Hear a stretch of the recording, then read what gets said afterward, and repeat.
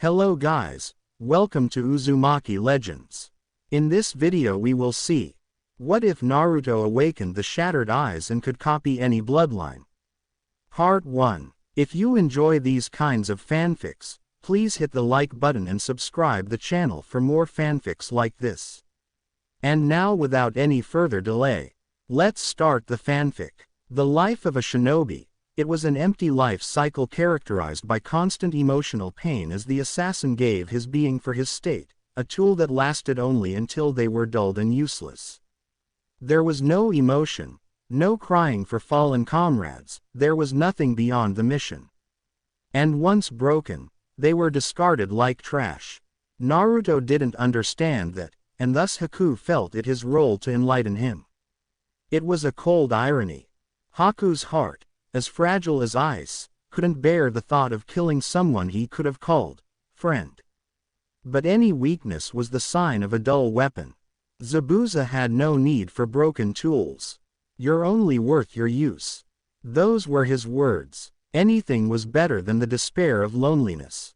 Is this the first time you've lost a comrade? Haku questioned from the confines of an ice mirror. Naruto didn't answer. Instead, he continued to peer down at Sasuke's lifeless body, bewildered and grief-stricken by the sacrifice the last Uchiha of Konohagakure no Sato paid. Why? His voice echoed shakily, hoping that his silenced comrade might be able to answer. He was a shinobi worthy of honor, Haku noted. He sacrificed his life for you.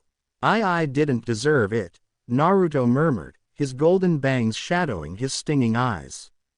Naruto felt empty staring at Sasuke's closed eyes. What made him the hated container of the Kyuubi, worth so much that Sasuke sacrificed his life for him? How could he throw everything away like that? His dream, tossed aside so that he might save a comrade, it wasn't fair. Cold tears fell, but Naruto paid no heed to the absence of the comforting warmth. Haku felt his emotions bubbling over, feeling sorrow for committing such a sin. But he locked his emotions away. This needed to be done. Zabuza's dream was still so far away. With that, he readied several senbon between his fingers, readying to kill his enemy and his own heart. Slowly, he inched out of the mirror. A glint caught the foe hunter Nin's eye. Stopping his advance, he watched as a drop of liquid, like mercury or silver, fell onto the Uchiha's shirt. Following the trajectory, Haku looked up to find twin trails of the glistening liquid falling from Naruto's shadowed eyes. What? Haku was cut off by Naruto, an unnatural guttural growl rising from his throat. Shut up. Something's wrong, he noted. Instincts, honed by years of living as a fugitive, screamed that everything went to hell.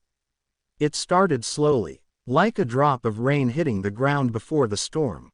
But then the dam broke, a wave of suffocating killer intent flooding the dome of mirrors and scaring Haku back into his ice construct. If not for the safety of his mirror, Haku would have been brought to his knees by rage and bloodlust that would have made even Zabuza weary. I'll kill you, Naruto roared, raising his head. Naruto's cerulean irises shattered like a rock smashing against a mirror, the color instantly shifting to reflective silver as cracks webbed out from untouched silvery pupils. What the hell is this? Zabuza wondered aloud. Kakashi maybe. No, it's too strong to be his. Palatable rage swept across the bridge like a tsunami, suffocating all swept into its wake. Foul chakra followed closely behind, only adding to the oppressive atmosphere. Is that Zabuza? Kakashi questioned, only for the real answer to hit him like an S-rank jutsu. Shit, it can't be. Did the seal break? Hatake wondered. Briefly, an image of a burning Konoha permeated his thoughts, a memory of a tragedy wrought 12 years ago. Even 12 years later, the Kyuubi's attack on Konoha was as fresh in his mind as the day it occurred. Every word he'd been told by the Sandaime regarding his sensei's death still echoed from time to time. He prayed to whatever deity might listen that Naruto was still in control. Extending his senses, he barely allowed himself to relax. He still needed to be on guard. there was still an enemy Jonin stalking the mists. No, it's all right. Naruto's soul is still intact. Kakashi analyzed. But there's no doubt, it's that chakra. I have to end this. The battle needed to finish, if only to confirm that everything was under control. That chakra being released had Naruto written all over it. That meant little, however. Naruto was a Jinchuriki after all, and Jinchuriki were dangerous for a well-defined reason. Zabuza, can you hear me? I'm a little pressed for time, Kakashi announced, hoping Zabuza took the bait. I understand it's not your style, but how about we end the fun? He released a breath he didn't know he was holding as Zabuza's voice reverberated through the mist. Show me what you've got, copycat. Good, Kakashi said, hoping small talk might keep his mind off the proverbial exploding tag that was his troublemaking student. I see you're as eager as I am to finish this. If only because I didn't know you had a little monster like that with you, Zabuza retorted. Kakashi pulled a scroll out of his vest, throwing into the air and dabbing his thumb with blood. Gravity took a hold, bringing the scroll back into Kakashi's hands where he unfurled it and drew his bloodied thumb across it. Now, Kakashi playfully chastised, no need to insult my student. The scroll near instantly rolled itself close as Kakashi flashed through a set of hand seals. Kuchios. Doden. Suiga no Jutsu. Sakura realized something was very wrong the moment the rage hit her. Unaccustomed to such intense projected feelings, the pinkett doubled over to dry heave. Looking over at Tazuna, she saw the bridge builder faring as well as her. The old man looked as sick as Sakura, supporting himself on his knees. What's going on? He mumbled out. Sakura merely whimpered. Not even a ninja and he could sense it. What was happening? Were Sasuke-kun and Naruto okay? Or was this caused by that fake hunter Nin? So many questions, each only serving to deepen her trepidation. Tazuna felt even less comforted knowing that even by shinobi standards this wasn't natural. For a fraction of a second, Haku locked eyes with Naruto. He stared not at the cerulean accustomed to the go-lucky blonde but at the gaze of his own broken reflection. There was something both mystifying and disconcerting to see his own likeness in his enemy's eye. Offhandedly, Haku pondered only one question: what kind of monster have I awoken? Crimson chakra exploded out of Naruto, arcing into the air in a spiral torrent, gouging cement as it circled around its host. A torrent of wind roared to life, scattering the mists and giving a clear view of the picture. Even more menacing, the head of a beast momentarily materialized in the foul chakra, staring down at Haku like a predator eyeing its victim. How can this be? Haku questioned, panic and fear overtaking him like wildfire devouring the brush. Chakra isn't visible to the naked eye. And it's so foul, this can only be the chakra of a monster. The chakra receded back into Naruto, though that did nothing to tame the rage and bloodlust. Once the foul energy re-entered Uzumaki, he slowly began standing, changing. His hair became messier, his nails extended and sharpened, and his birthmarks became more defined, the dozens of needles piercing his being felt out as smoke whisked into the air from the healing wounds. Haku tensed as Naruto turned his attention onto his mirror. He's attacking. With an unnatural burst of speed, Naruto smashed through the ice mirror like it was paper, a trail of silver light emanating from his alien eyes.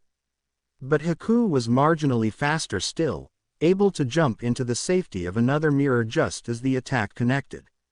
Even that haven was destroyed seconds later as Naruto rocketed from the other end of the mirror dome into it, scattering frozen ice about. Haku barely escaped out of a shard large enough for his body to shoot out of into another mirror. Such strength, Haku muttered between heavy breaths. And the killer intent, the last member of the Yuki clan couldn't grasp words to define its intensity. Yet, there was also that strange kekkei genkai. What were its capabilities? How was it used? Why wasn't Naruto using it? There were so many questions but no answers. It was a wild card that served to only tip the scales in Naruto's favor, but its workings remained a mystery. For that reason, this fight had to end now. With a flash of his mirrors, Haku aimed to pierce the Jinchuriki with a multitude of Senbon. But it was a vain effort as a second later Naruto roared, sending out a concussive wave that misplaced the needles piercing him and cracked the mirrors. "What are you?" Haku asked, panic beginning to spread. He blocked my attack with pure chakra. For a brief second their eyes locked, hidden stormy gray hidden meeting shattered silver. And then, an anomaly. Flakes drifted from Naruto's eyes, catching the sunlight as they drifted to the ground and disappeared, like the shattered pieces of mirror falling away from a broken frame. Beneath the silvery shards was the crimson of an immature Sharingan, a single tomo in the right and two in the left, though the reflective pupil remained. This can't be happening. Haku mentally screamed. There could only be one implication of such a sight. The mere thought was enough for a shiver to run up Haku's spine. But he wouldn't back down. Not as long as he faithfully served his master. Steeling himself, Haku launched towards another mirror to ready a counterattack, but suddenly jerked to a stop as a crushing grip snatched his ankle from midair.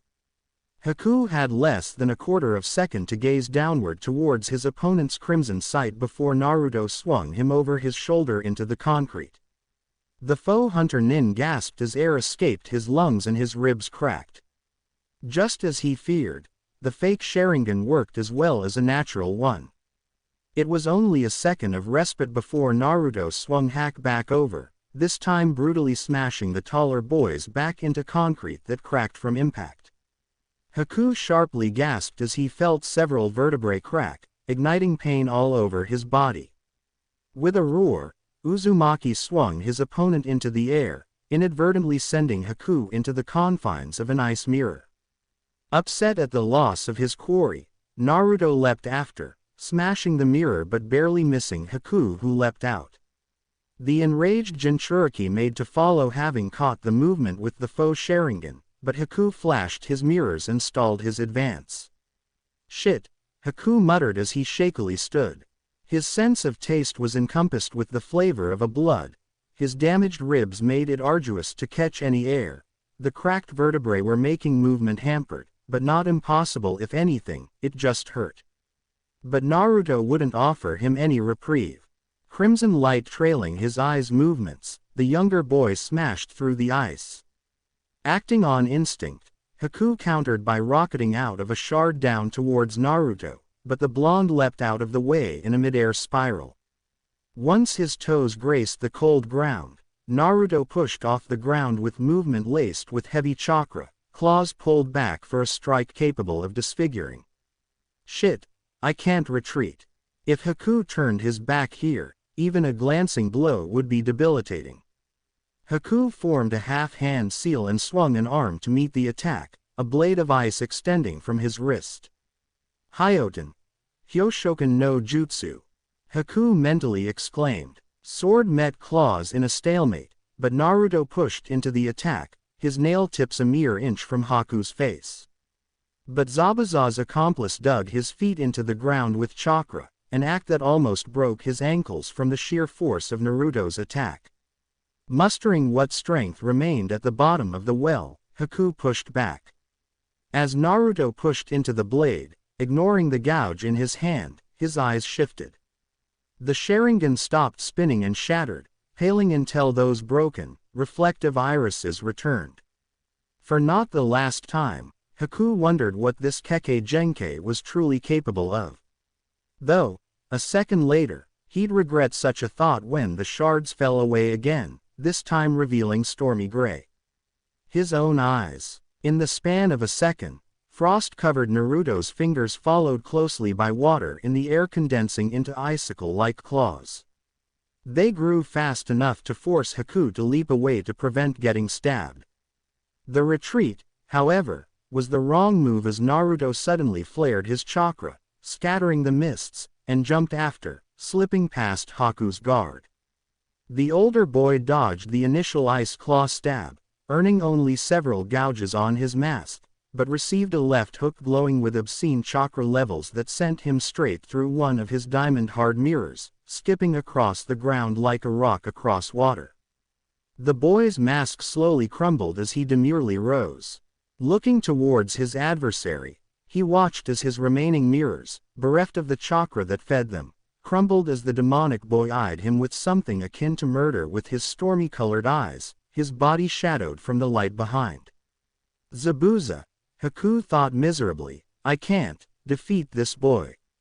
I am. He watched as Naruto dug his ice claws into the ground and charged at him, raking the concrete as he dragged his weapons behind him. Haku closed his eyes, awaiting death as the last piece of his mask fell away. Sakura almost got whiplash from how fast the air changed. 1 second, she felt like she was dying from all of the killer intent, the next she felt a heavy weight come off her shoulders. The change was so significant she actually stumbled. Holy shit, what was that? Tazuna almost yelled. You're a shinobi, right? Do you know what that was? And no, Sakura shakily answered. I've never felt anything like that. Whatever it was, Sakura hoped she'd never see it personally. When the pain never came, Haku slowly opened his eyes to see Naruto's ice claws shatter and fall to the ground, leaving his hand a foot away from his forehead. Looking towards the blonde's face, his messy hair shadowed his eyes, but the mercurial tears once again rolled down his face. Why you're from that time, Naruto muttered. Why did you stop? Haku questioned. I killed your friend. So, why can't you kill me? Haku's answer was a left uppercut that sent him to the ground. It was nothing compared to that last hit he'd taken, but it was enough to jar a couple teeth loose. He stayed on the ground for several seconds before rasping out, You're going against everything that you were taught as a shinobi. I don't care, spat the blonde. Haku slowly rose, spitting cooling blood from his mouth. His eyes caught Naruto's and he could see the irises again taking up their shattered mirror appearance. To Haku's utter astonishment, the shards of mirror comprising the irises fell away again, this time revealing the crystal blue Naruto was associated with. The pupils, though, still retained the reflective surface. You have a kekkei genkai, like me, Haku muttered as he stood to his full height. Naruto shook his head, throwing the silvery tears everywhere. No, I don't, but you do. You used my Hyoten and the Uchiha's Sharingan, countered Haku. What? Asked the bewildered blonde. But I'm not an Uchiha. Or related. I guess you two have little understanding of what you're capable of, Haku interjected. It'd be more accurate to say you copied our abilities. Naruto was silent. Is that even possible? Haku's face fell into a sad smile. I don't know either. It's difficult to comprehend what you're capable of. But really, your eyes are beautiful, if a little disconcerting. Thanks, I guess. For Naruto, the situation was difficult to swallow, if only because there was so much to take in. Sasuke was dead, Haku was defeated, he used the Kyuubi's chakra, and suddenly he was being told he had a kekkei genkai, and why he was being complimented for his eyes was a little beyond him. Any other person might have been foaming at the mouth from brain overload. But he could worry about his personal issues later. Right now, a broken enemy stood before him, the confrontation had yet to end. Haku had been dreading what was coming, but it was a necessity. Still, you should kill me. It's only right as a shinobi. Too many make the mistake of letting their enemy leave only with their lives. Naruto's face screwed into anger. Screw that. But can't you understand that pain, of being alone, unneeded, not having a dream, the pain of simply being alone? Naruto took an uneasy step back as Haku named his the deepest scar of his heart with such ease. What are you trying to say? The blonde stumbled out. Haku painfully smiled, framed by the blood seeping from his lips. Zabuza has no need for a weak shinobi. You have taken away my reason to live. Anger once again bubbled over. Why? How can you serve a scumbag like that? Why is he your only important person? The fake hunter Nin sighed. You know, I had other people close to me long ago. My parents. With a sigh, Haku told his life story, how his father feared him and his mother and tried to murder him, only to die by his own hands. Then he went on to explain how he wandered the land as nothing but a common orphan until Zabuza found and trained him. Naruto stood silent as he digested everything, pondering how they could be so alike. Maybe we could have been friends under different circumstances, the blonde finally said. Haku gave a soft, kind smile. Maybe we could have been. Before I ask of a favor from you, your eyes, what is that dojutsu you used? Naruto was abruptly reminded of his own issues. I don't know. How could I have one? Look at your tears, ordered Haku, still donning his soft smile. The blonde obliged and wiped a tear away from his cheek. Holding the droplet near his face, he saw what could have passed as mercury or even liquid silver. Curious, he ran the fluid between his fingers. The liquid felt cold, but yet smooth, almost pleasant, to the touch. He backed towards Haku, who still wore a sad smile. For not the first time in his life, he couldn't prevent himself pondering who his parents were. If he had kekkei genkai, that meant he had a clan, right? Your eyes, they're very beautiful. Before he could delve too deeply into ponderings, he returned to reality thanks to Haku's compliment. Thanks, said Naruto slowly. He'd take Haku's word for it, it wasn't like he could see them right now. Now about that favor, when all of this is done, I have a scroll with all the techniques I invented at our hideout. It's about a mile outside of town, the older boy explained. What's this favor? The Jinchuriki asked with caution. Ninja didn't just hand over scrolls with valuable techniques without good reason. Haku's sad smile was the only warning Naruto had. I want you to kill me. The blonde blanched and quickly retaliated. No way. I won't do it. Please, Haku pleaded, almost begging. I have no reason to live. I am but a broken tool, and Zabuza doesn't have need for something that is of no use to him. There has to be another way, Naruto futilely suggested, hoping he could change the boy's mind. Haku wouldn't take no for answer. I wish there was another way. I'm sorry that you have to stain your hands with my blood. Is this the only way? The whiskered blonde tried to reason. Yes, was unhesitant answer. Silver tears fall as Naruto pulled a kunai out of his pouch with a twirl and gripped it. He closed his eyes as he charged for the smiling boy, but instead of piercing flesh as he had been asked, he opened his eyes to see Haku stopping him with a senbon whilst performing a single half-seal. Forgive me, but my master has one last use for me. If I had any last wish, it'd be to keep those beautiful eyes of yours safe. With that, he delved into his ice mirror and disappeared. When Haku was finally seen again, he was no longer among the living. When all was said and done, Zabuza killed Gato using a kunai held between his teeth, his arms useless thanks to wounds incurred from his earlier battle with Kakashi Hatake. In the end, Zabuza's life was forfeit to the Shinigami when the mercenaries struck back, stabbing him with a veritable armory of weaponry. The small army of men had then turned their attention onto Team 7, but the villagers led by Inari had arrived on time.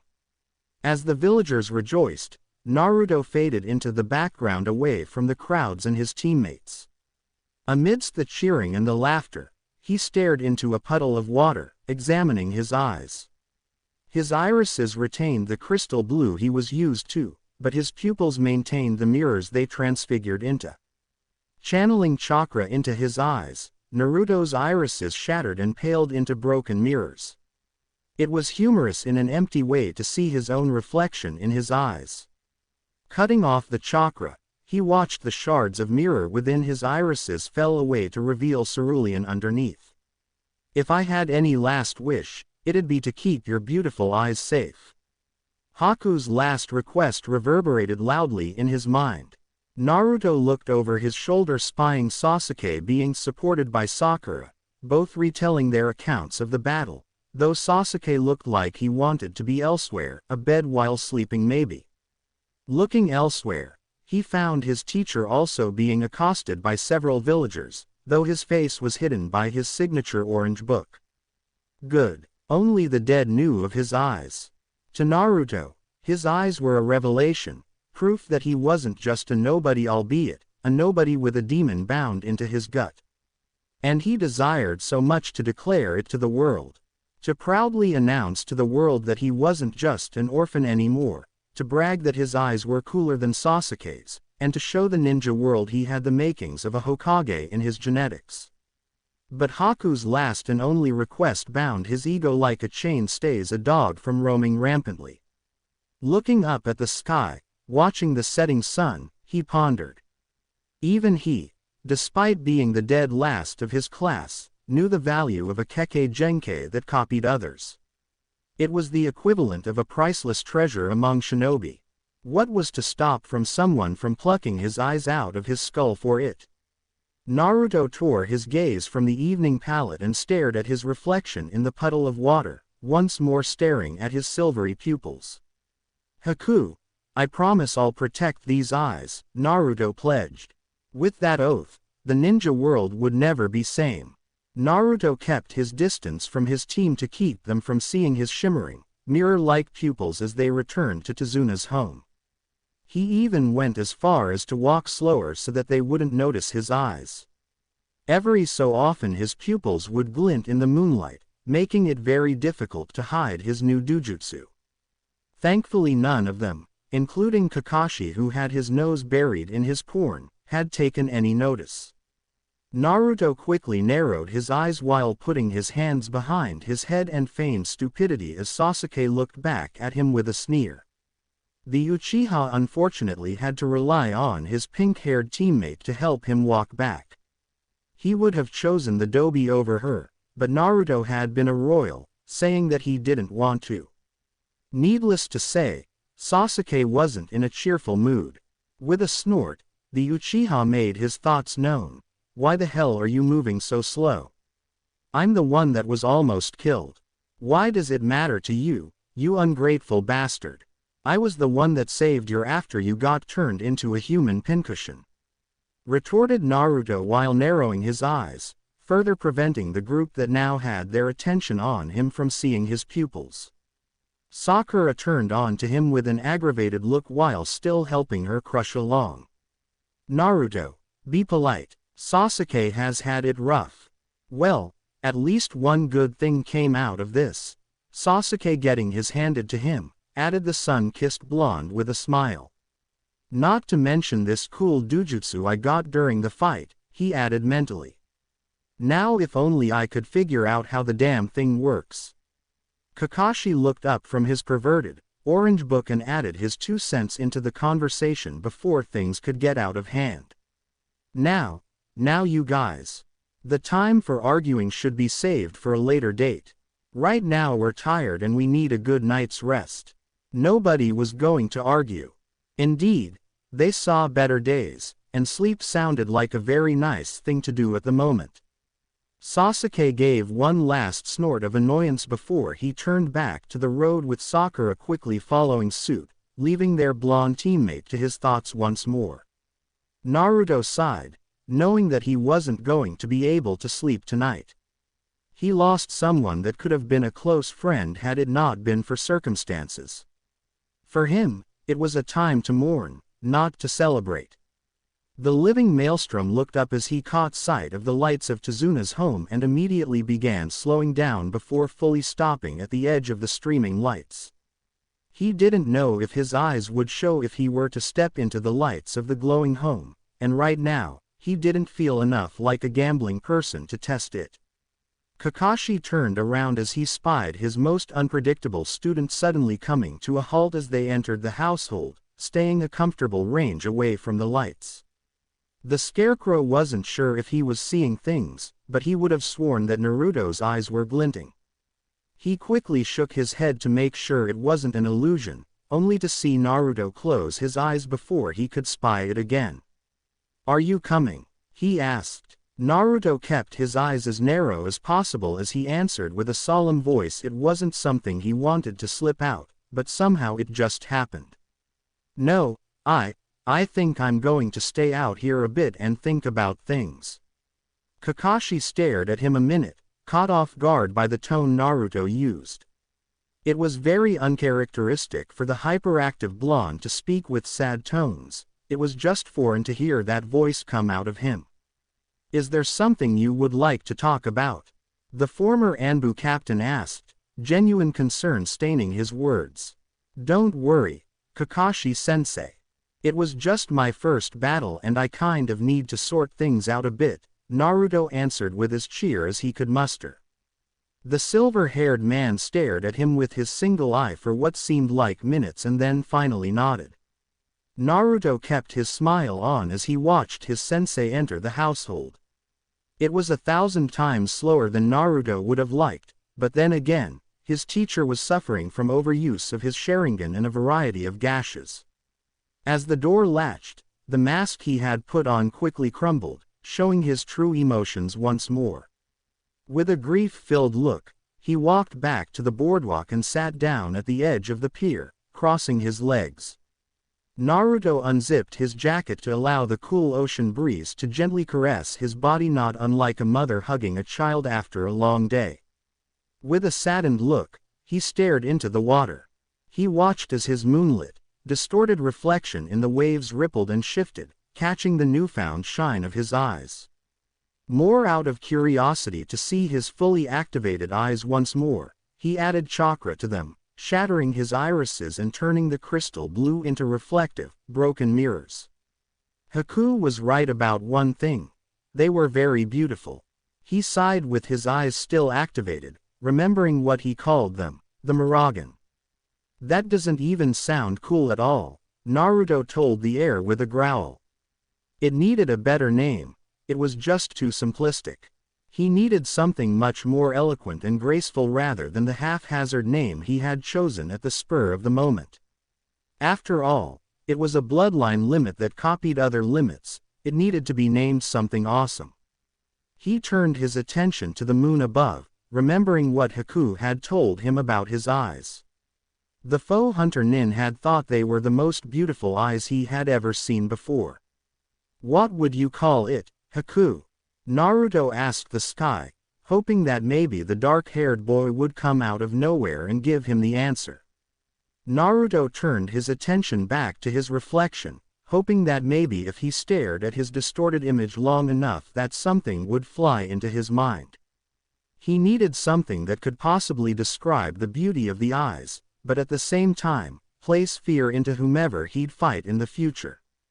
The blonde sighed as he realized something else. How was he going to explain this to his teammates? He grimaced at the thought of having to tell Sasuke about his silvery eyes.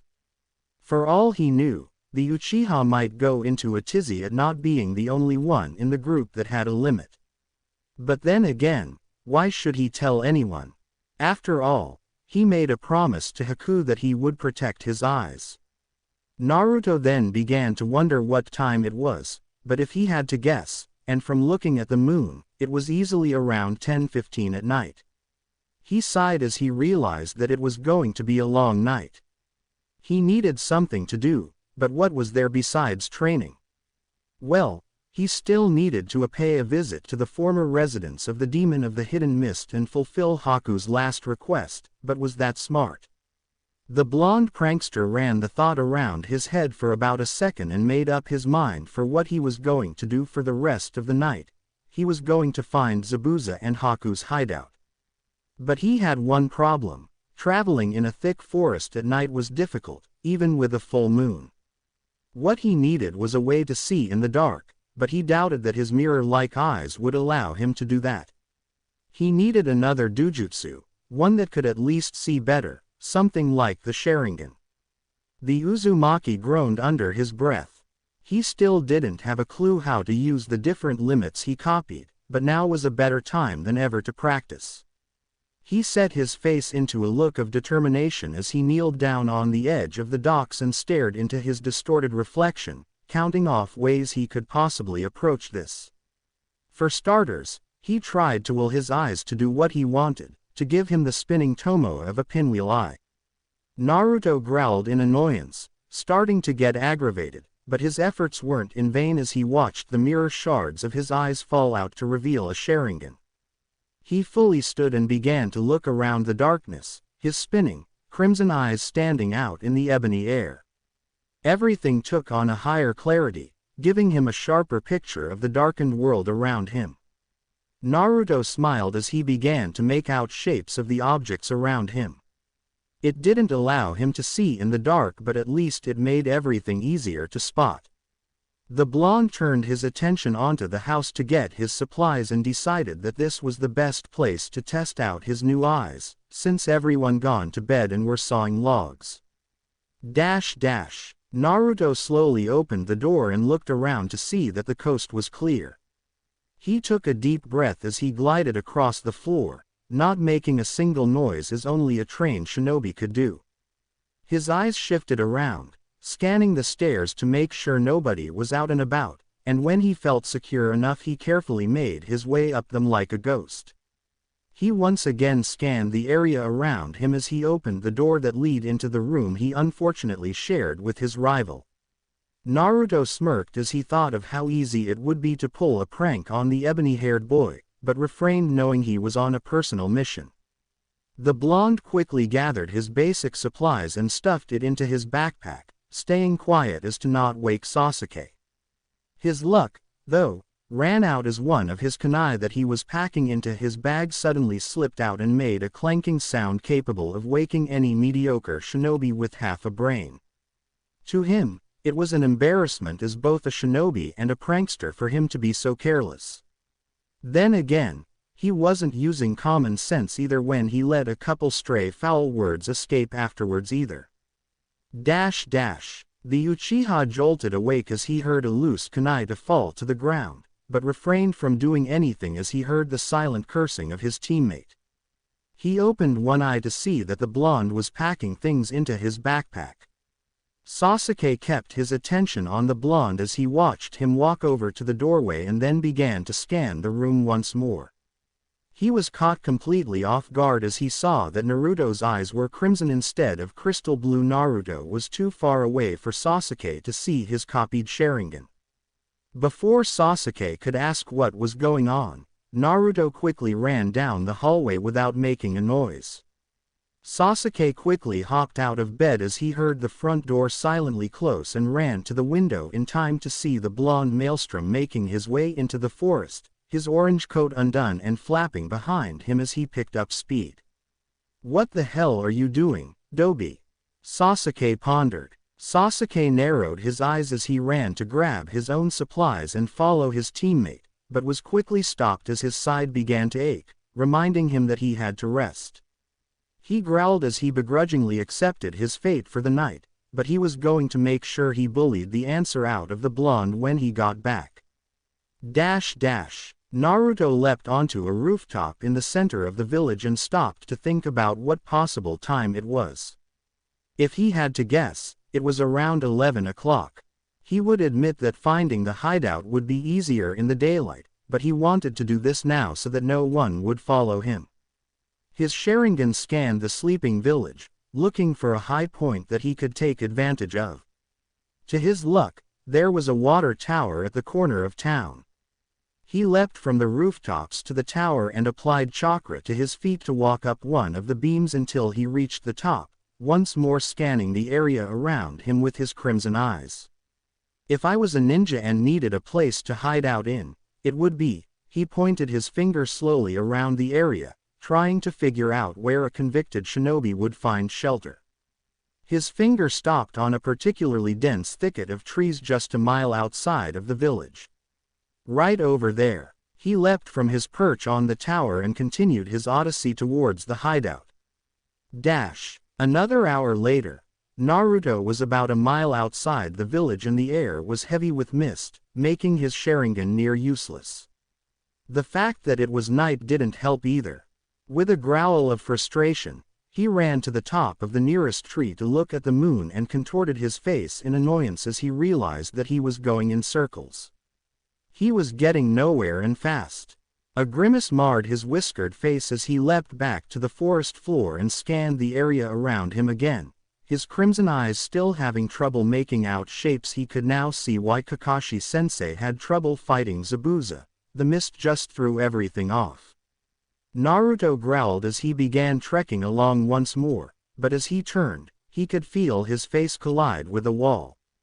The sun-kissed blonde rubbed his now throbbing head, but felt his eyes lighten up in victory as he saw the wall of a building. He had found the place at last. The demon of the hidden mist had chosen a good place to hide. It would have been annoying to find even during the day. The Jinchuriki circled around, trying to find an entrance, and then let his foxy grin trace his face as he found the front door. Stepping back to take a better look at the place, Naruto took in what was once the former home of an infamously dangerous shinobi. The building actually looked quite intimidating from the outside. Taking a deep breath, he gripped the door knob and opened it. With a quick flip of a switch, the place lit up. Naruto expected a lot of things when he entered the place, maybe a wall full of weapons, heads mounted as trophies from various missions, or even a torture chamber. He wasn't expecting to find such a simple place. Furniture was sparse, and the only noticeable markers of the room were a couch and a coffee table. The blonde stopped feeding his eyes chakra, knowing that nobody was around to see him. The Sharingan shattered and changed his irises back to broken mirrors. Then glimmering shards fell out of his eyes, leaving them crystal blue. The pupils, though, retained their mirror-like appearance. Naruto quickly spotted a hallway and began to carefully trudge along it, hoping that the nuke nin didn't have any traps set up. His worries were unfounded as he got to the first room. Naruto assumed was Zabuza's since it was the largest bedroom. It was bare like the living room, save for a bed and a nightstand next to it. He ignored the room and went deeper into the house before he finally got to the room he had christened to be Haku's. Like the rest of the house, it was simple and only had the bare essentials, but the only thing that stood out was a mirror above the chest of drawers with a vase full of white flowers that he couldn't identify. He could tell that it was the boy's room by the hunter nin mask that lay next to the vase. Being careful to not stir a speck of dust, he walked over to the drawers and quickly began to dig through the clothes. Haku wanted him to have scrolls, and now it was time to start looking for them. He stopped as he opened the first one and began to stare at a set of water goggles that were neatly folded. Looking at them, he could see that they were used often. Probably because the Hyouten user had an unusual fascination with water, but that could have been attested to the limit he made active use of. Naruto cocked his head and continued to stare at them for a couple minutes before his brain concocted an idea. He wanted no one to see his eyes, but that would be an issue during the daytime, but here before him might be the answer to his personal prayers. "Sorry, Haku, but I really need them," the blonde told the air, half expecting the dead boy to suddenly walk in on him. Taking a deep breath, he strapped them on and looked at himself in the mirror. They were tinted, but were light enough for someone to make out his eyes. He had to admit that he didn't look half bad with them on. To top it off, they were much more comfortable than the oversized ones he owned back at home. As he continued to think about wearing them, he felt he was carrying on the Hyouten user's memory in way by doing it. Not just by learning his attacks and tricks. With no one nearby to see his silvery pupils, he took off the goggles and hung them around his neck like a necklace before he continued his search for the ninjutsu scrolls. 5 messy drawers later, he had not found them. The only 2 places left to search were under the bed and in the closet. Looking towards the wardrobe, he could see that it was out of the question as it looked comparatively bare, leaving the bed. He quickly sat his head next to the ground and looked under the mattress. Naruto smiled as he found a tin box.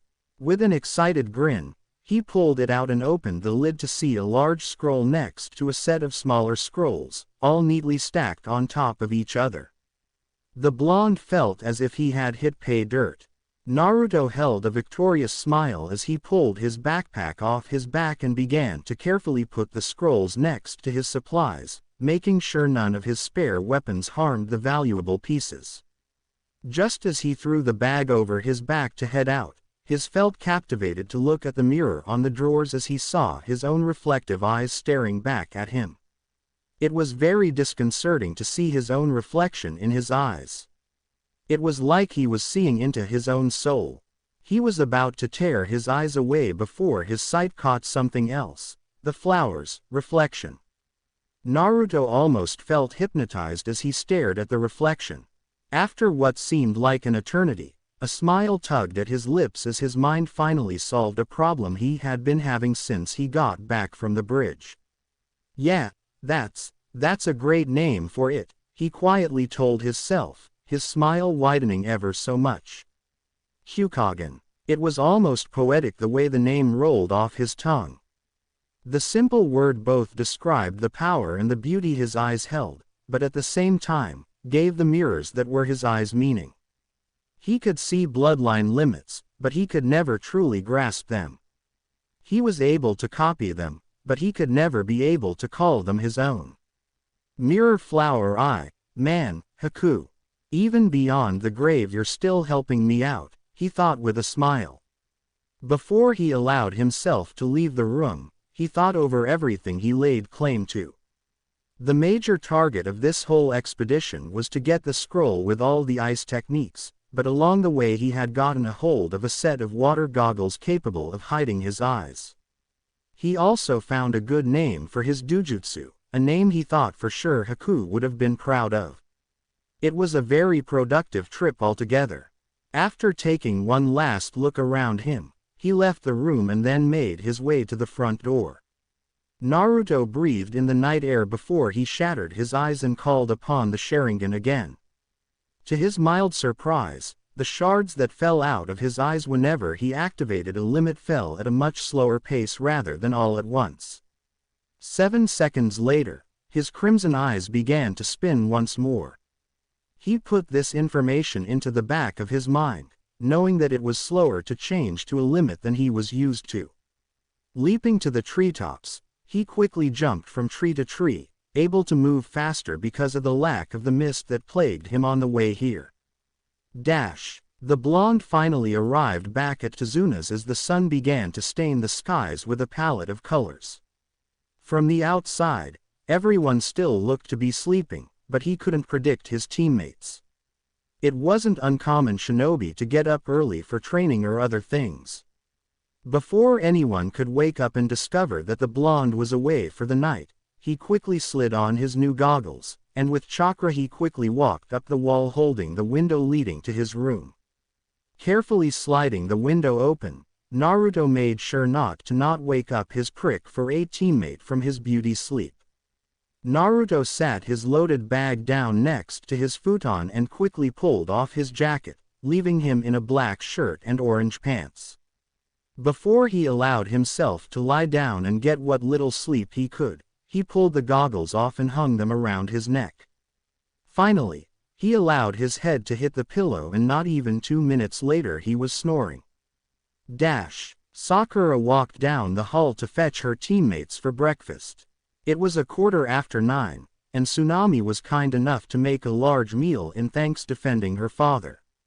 "Breakfast is ready, guys," she said with a cheery voice as she opened the door. Sasuke slowly got up, popping his back and working out the kinks in his neck from the battle yesterday. He turned to Naruto's bed expecting to see his teammate missing, but was mildly surprised to see a tuft of blonde hair sticking out from under the blankets. Sakura hadn't reacted well to the whiskered boy ignoring her. "Naruto, get the hell out of bed."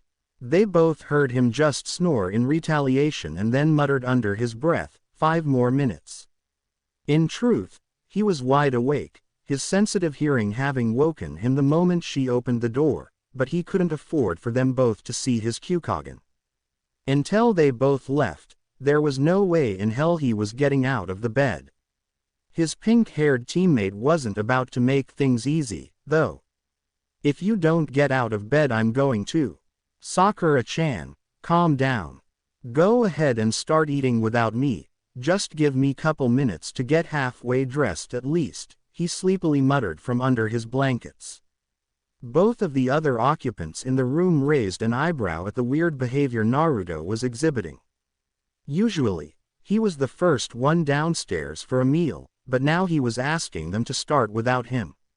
For a second, they wondered if he was their teammate. The green-eyed girl looked towards Sasuke, who had raised an eyebrow at the blonde, with a questioning glance, but received nothing but a shrug from the ebony-haired boy. Deciding to ignore his teammate, Sasuke slowly willed his sore legs to get him downstairs where the food was waiting. As soon as the door was shut, marking the absence of his team, Naruto threw the blankets off his head and sighed in relief. Like Sasuke, he got up to eat breakfast, but made sure to pull his goggles over his eyes as he left the bedroom. He was still wearing his black shirt and orange pants, but decided to leave the rest of his clothes, including his prized headband, next to his stuff. Everyone looked up from their food as Naruto got downstairs, just not dressed in his usual attire, leaving him in his black shirt and orange pants, and instead of his headband, he was wearing water goggles. Without his headband, his hair was even wilder. It was the goggles, though, that caught everybody's attention. When he took his seat on the table, Sakura was the first to voice her curiosity. "Hey, Naruto, where'd you get those goggles?" The sun-kissed genin looked from his food hearing his name spoken and found everybody, including Tazuna and Inari, curious as to how he procured his new eyewear. Excuses were now buzzing through his head like flies on a dead carcass, trying to pick out the best one. That was the one thing he forgot to do last night, was to come up with an excuse. It only got worse the moment Sasuke spoke. "I have a better question. Where were you last night?" That question caused Kakashi to look up from his infamous orange book with a raised eyebrow. So there was more to Naruto staying up last night. Finally, an answer seemed to stick. "I was training last night," Naruto explained with a shrug. "I couldn't sleep, so I went out and got some work done. As for the goggles, I found them fair and square." He didn't quite know how they would react if they discovered that he went to the hideout, but he was deeply hoping everyone bought it. To his relief, Kakashi shrugged and turned to his ever-interesting novel while Inari and Tazuna went back to their food. Sakura just sighed in exasperation, thinking her teammate was being an idiot like usual. Sasuke, on the other hand, was far from convinced. "Oh really?" he said slowly with his superiority smirk plastered on his face. "Then why were you packing your backpack last night?" Naruto coughed on his food as soon as the words left the Uchiha's mouth. That little question was enough for him to become angry enough to shatter his crystal blue eyes and turn them into the broken mirrors, though nobody could see it because of the tinted eyewear. But the Junin of the group could feel the chakra spike in the air, sensing it as if someone had activated a jutsu. For a second, the Uzumaki wondered if it was possible to shove an icicle up his teammates with Hyouten. That is, when he learned how to use it, of course. But then again, he might have trouble getting it up there past the stick. It was also to his dismay that everyone's attention turned onto him again, but this time Kakashi fully put his book down and began to stare hard at his blonde student. Naruto might be able to fool Sakura and Sasuke, but it was damn difficult to get the upper hand with a Junin trained to pick apart lies.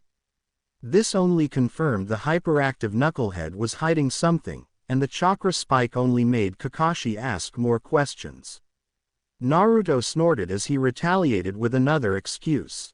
"Okay, I'll admit it. I needed my bag because of all my extra weapons." Satisfied Tem, "Or do you also have to tell you?" "Naruto, relax," ordered Kakashi, his lazy look returning to his eye. "You went and did some training last night. I don't have a problem with it," and neither should you too. He directed the last part towards the other two members of Team 7, causing them both to get back to eating their breakfast. Though, Sasuke went back to his business with a scowl. Now, continued Kakashi, I think we all should take a day to relax. That means you too, Naruto. It was Naruto's turn to scowl at the masked man. On a brighter note, he had a small assortment of scrolls that he could look over if he wasn't going to be able to train. All right, fine, conceded Naruto. But there is no way in hell that I'm going to stay in this house all day. So be it, said Kakashi. Good, thought the copycat. If he's hiding something, then he'll be more willing to talk about it if he's by himself. I just hope that it doesn't have anything to do with the Kyuubi. The blonde of the group quickly wolfed down his food and made a run towards the bedroom to get fully dressed. Is it just me or has Naruto been acting weird since we left the bridge? Whispered Sakura to Sasuke. I mean, he keeps trying to avoid us. Not to mention he was the last one to breakfast. That never happens. Sasuke, for once in his life, couldn't help but agree with her. Naruto had been avoiding them like the plague since the battle with the Nuke Nin. Top that with his weird behavior last night, his brain had calculated one logical explanation. Naruto was hiding something. You know, he whispered back, I think he's not telling us something. Sakura played with the thought for a moment before everything began to add up. Wait a minute, you're right. Now that he had come to that conclusion, he wanted to find out what it was that the blonde would want to hide and not show the whole world.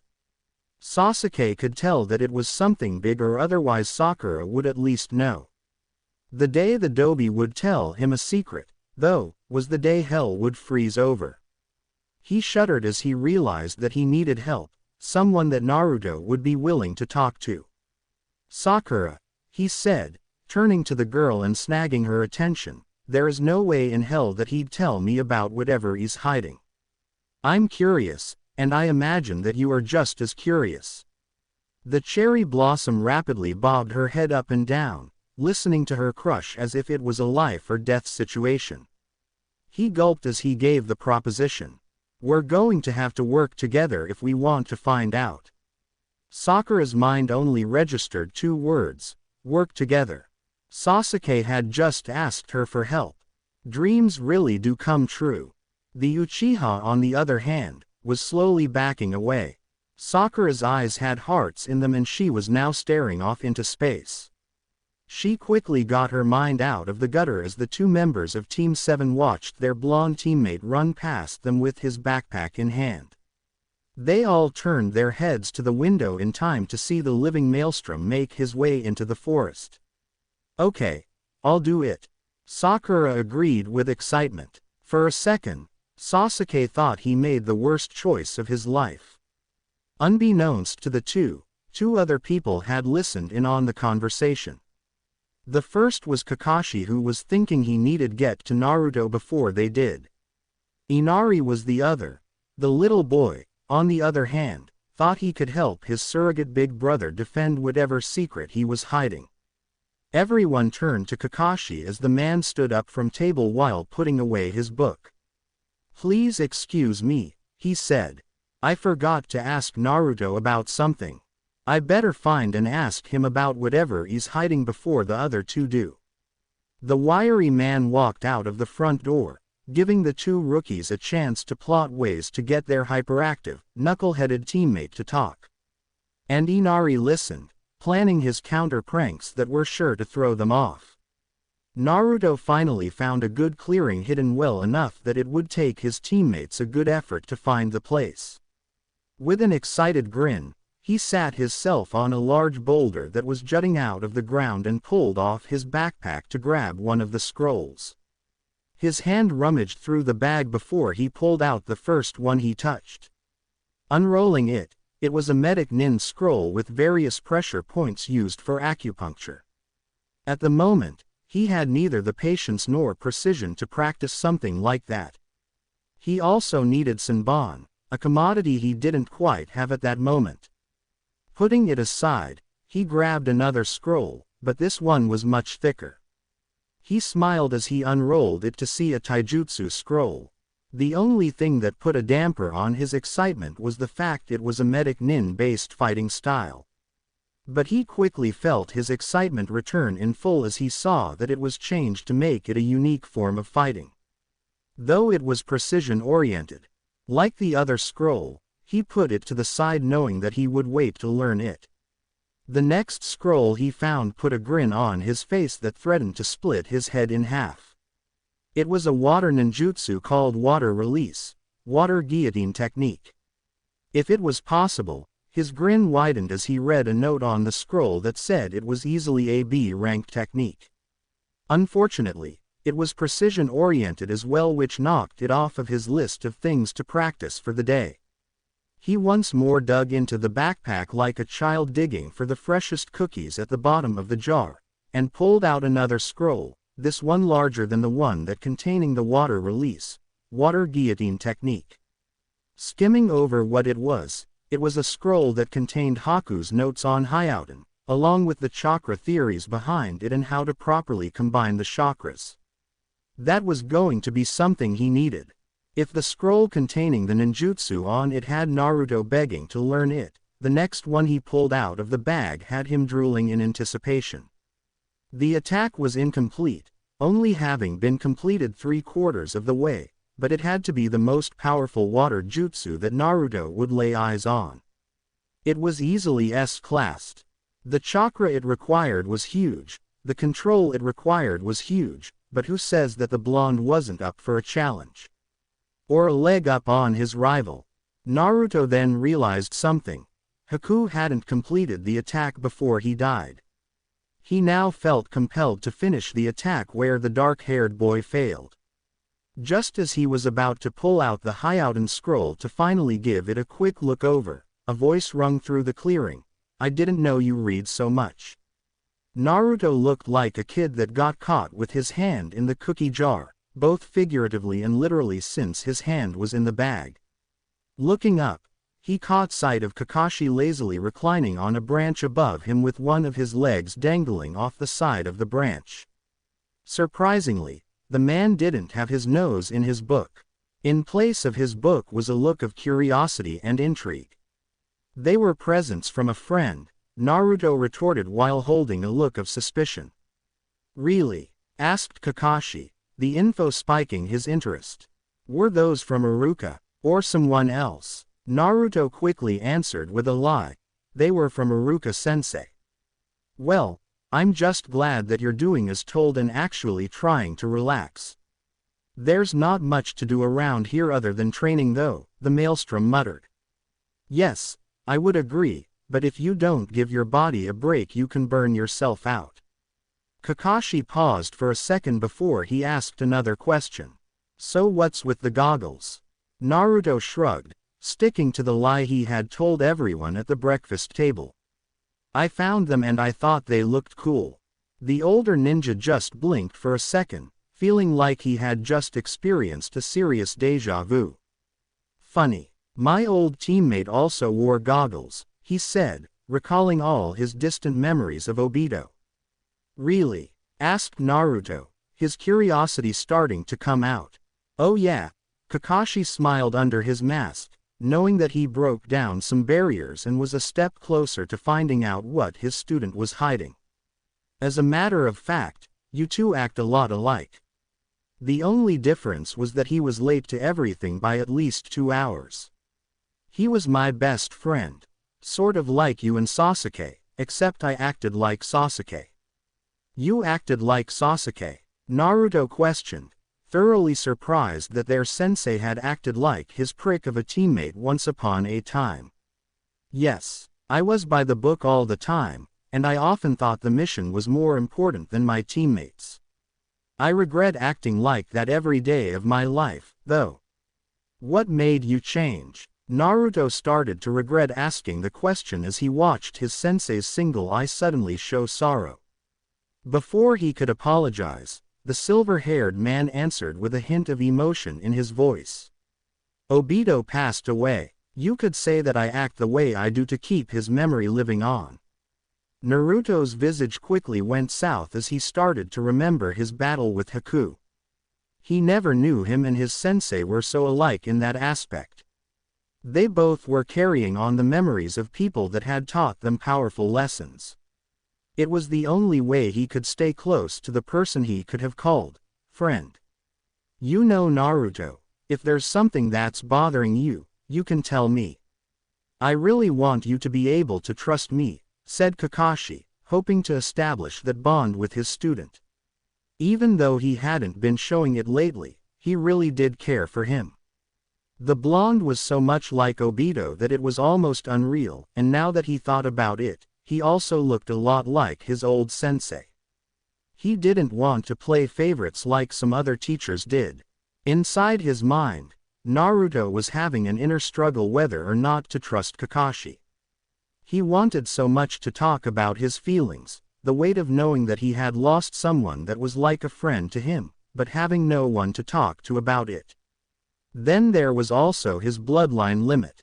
Half of him wanted so much to brag to everyone about it, but it was possibly dangerous since he had a rough idea of what it was capable of. Another thing that gave the Scarecrow extra points in Naruto's mind was that the man was willing to talk about his past to him when his teammates weren't around. He wanted so much to have someone other than Iruka that he could lean on, but could he trust him? You wouldn't tell anybody, right? He finally asked, taking a gamble with the masked man. Of course, I promise that I won't tell anybody, but if it's dangerous, I may have trouble trying to keep it, Kakashi answered, finally glad that he could establish a teacher-student relationship. Naruto nodded in understanding before he took a deep breath and allowed his mask to slip a bit, now donning a heavier face that told of hard times. Before the battle, I met Haku. He tried his best to not allow tears to stain his eyes, but he knew it wasn't going to be of any use. Naruto pulled off his goggles knowing that he wasn't going to help what tears slid past his eyelids. Kakashi jumped down from his perch and took a seat next to Naruto, waiting for him to continue his tale. We could have been friends, we had so much in common. Finally, the blonde could feel the sensation of frigid metal running down his face once more. Kakashi could feel for Naruto and felt some of his old memories of people he knew and lost come to the front of his mind.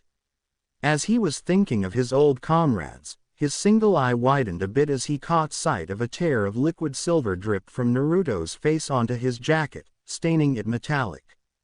Finally, his student opened his eyes to reveal his silvery pupils, catching the Scarecrow completely off guard. He had no clue that the blonde had developed a Dojutsu. I just wish that things could be different, then maybe he could be alive and I wouldn't be alone again. Another silvery tear dripped onto his jacket as Naruto finally let out some of his emotions that he had been keeping bottled up for the past couple days. As much as it was eating Kakashi to find out about the boy's unique eyes, right now wasn't the best time. At the moment, his student needed comforting, having lost someone that he had considered a comrade and friend. Something that he himself could attest to. Naruto, he tried to comfort. Listen to me, there are still people out there that care for you. You got Iruka, you got the Sandaime, and you got me. Or at least I'm hoping you allow me in. I know it's rough to lose someone. Trust me, I know that feeling more than you think, but you can't dwell on it. It will just eat away at you. You need to move forward and try to live for the future. Naruto sat there for a minute trying to digest what the copycat had told him. It was true, he still had Iruka and Gigi, and now he felt as if he could add the silver-haired man to the list. But it was hard to lose someone you had even a small attachment to.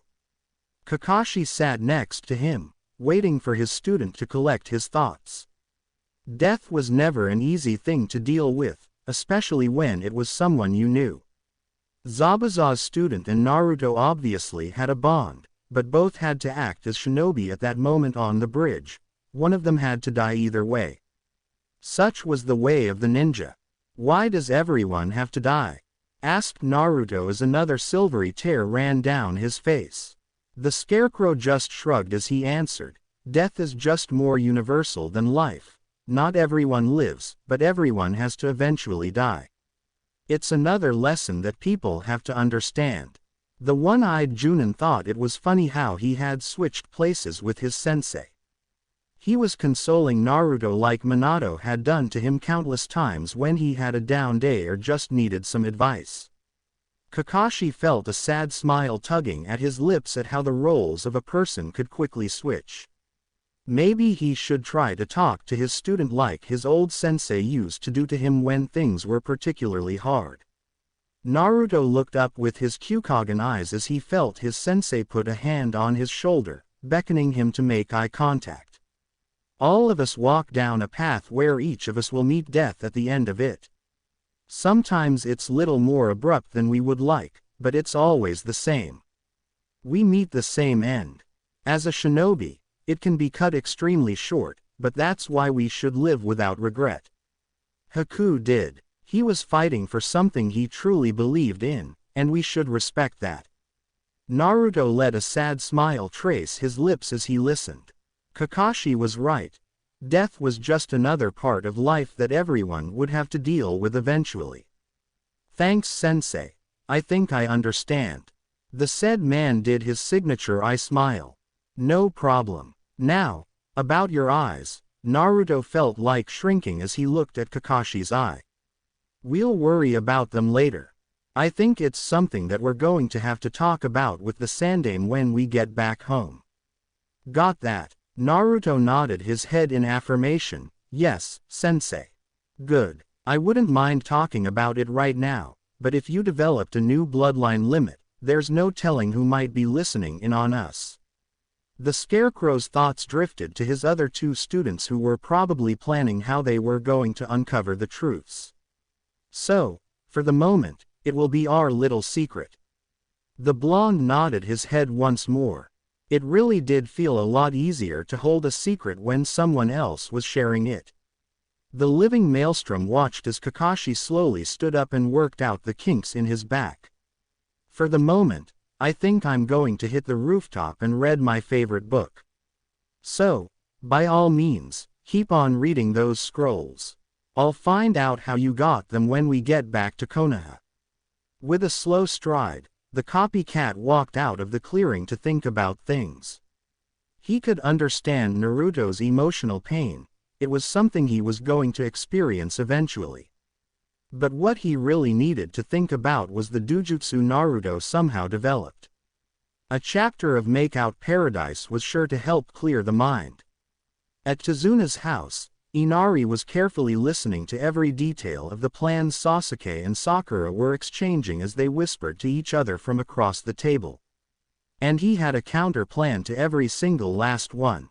Tomorrow wasn't going to be a good day for the Haruno or the Uchiha. Sakura walked down the hall towards the boys' bedroom to get her teammates up for breakfast, all the while going over the plans that she and Sasuke had concocted to get the blonde to reveal his dark secrets. They were geniuses. That's all there was to it. Their teammate was going to spill his whole life story by the time they were done with him. Opening the door, she made her announcements. Breakfast, guys. And Naruto, you had better get up now before I beat your. It's rude to be late. The said blonde yawned loudly as he pulled the blankets off his head to reveal he had slept with his goggles on. Sasuke got up as well and raised an eyebrow at the weird gesture of their teammate wearing his newfound fashion sense with him to bed. You wore those things to bed? The Uchiha found himself questioning. Naruto nodded his head in a yes while yawning again and working the kinks out of his back. Without saying so much as a good morning, the hyperactive member of Team 7 left his bewildered teammates behind in favor of being the first one down to breakfast. The moment the pink-haired girl and the ebony-haired boy got downstairs, they could hear Naruto wolfing down his food at speeds that were inhumanly possible. Kakashi saved them the trouble of berating their teammate, all the while flipping a page in his book. Naruto, I may not be a specialist in manners, but I do know that you're eating way too fast. Sorry sensei, but I want to get done so I can train since I couldn't yesterday. He answered excitedly in between bites. There was a reason he was so excited to train today. Naruto wanted to practice his Hyouten, but hadn't been able to due to his teacher's strict orders to relax. And not to mention the fact he still had to look over the scroll of Hyouten Jujutsu, having spent the remainder of the day yesterday studying the theories and physics behind the ice abilities. His eating pace was much more subdued by the time the remaining members of Team 7 made it to the table. As Sasuke sat down, he motioned for the start of their plans with his eyes. His partner in crime nodded her head as she turned towards the blonde demon container to begin a basic interrogation. It was straightforward and a good starting point, but if push came to shove, they had better ideas at their disposal for later use. Inari watched the duo with a careful eye, keeping track of every single last one of their movements. It was attempt number 1 and it was time to commence the counterattack. Just as Sakura opened her mouth to ask a question, she felt something wet collide with her face. Sasuke looked to his partner to see why she was stalling, only to feel his eyebrows go past his hairline as he saw morning's breakfast decorating the side of her face. Her eyes grew to the size of saucers, realization of what had happened hitting her like an Akamichi trying to get to an all-you-can-eat buffet. Naruto didn't make things any better by falling out of his seat laughing. The Haruno's neck muscles could be heard as she slowly turned her head to the culprit, wearing a look of pure hatred. Everyone soon joined to see Inari trying his absolute best to look as innocent as possible. Sadly, he could tell that he wasn't getting very far and pointed his finger towards his grandfather, who was blissfully reading the morning paper. Kakashi made a mid-air snatch, grabbing Sakura's ankle and abruptly ending her jump across the table to choke the young boy, all the while not looking up from his book.